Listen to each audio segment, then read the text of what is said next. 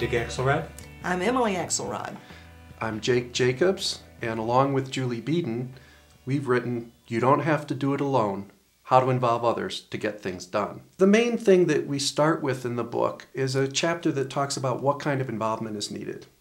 And basically we make the case, which you wouldn't think in a book like this, that says maybe involvement isn't needed. Start with that assumption. It's hard, it's difficult, it takes more time, but if in fact you're in a situation when involvement's needed, the next question is what kind of involvement do you need?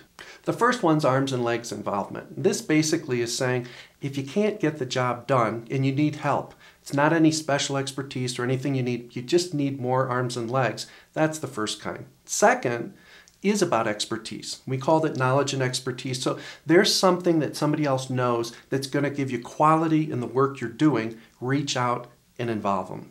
The third kind we talk about, care and commitment.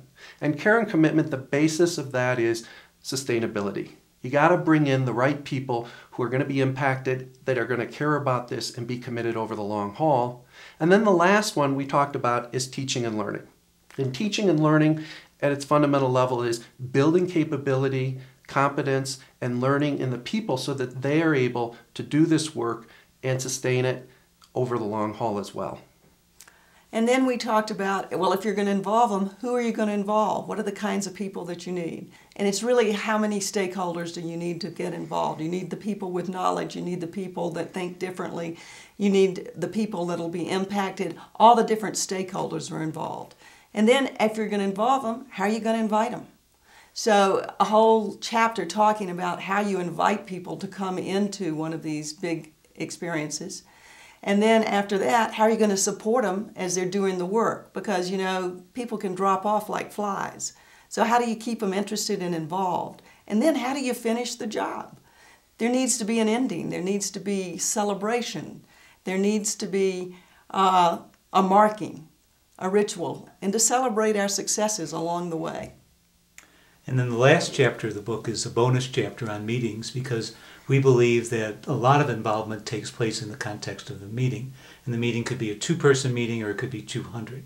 And it's in these meetings where people decide whether they're going to sit on their hands or whether they're going to get involved. So we created this template called the Meeting Canoe, which kind of helps you think about meetings as a conversation from beginning to end.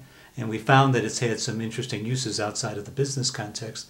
Our son's a ski instructor, and he started to use this template in terms of how he interacted with clients, and lo and behold, his sales started to increase. And then he started to show it to his other buddies on the ski slopes, and their sales started to increase. So we found that this meeting canoe had a use that was really unintended out on the ski slopes of Colorado. My hopes and dreams about what readers take away from this book is that they take away the idea that this is something they can do. And they've got some simple guidelines. They can go out and do it, whether it's in a community organization, in a religious organization, in a business, whatever. But there are enough tools in this book, and I understand it. And I think, hey, I can do this. That's what I think I want people to take away from this book. Well, one of the other benefits that I think is really powerful for people reading this book is it can help eliminate the hassle factor of involving people. A lot of times people want to reach out and engage others, but they say it's going to take too much time, and it has for them. They say it's going to be more difficult, and it has for them. And so this book is meant to really make their lives easier and make them more productive and effective in whatever they're trying to accomplish. Yeah, and the book is small, and so my hope is that it's almost like something you could, can't quite put it in your hip pocket, but you throw it in your briefcase. It's with you all the time. It's a guide that you can use whenever you get stuck. And you can read it on the airline in 2 hours. It's done. We had a lot of fun writing it. We certainly got something done, and we invite you to do the same.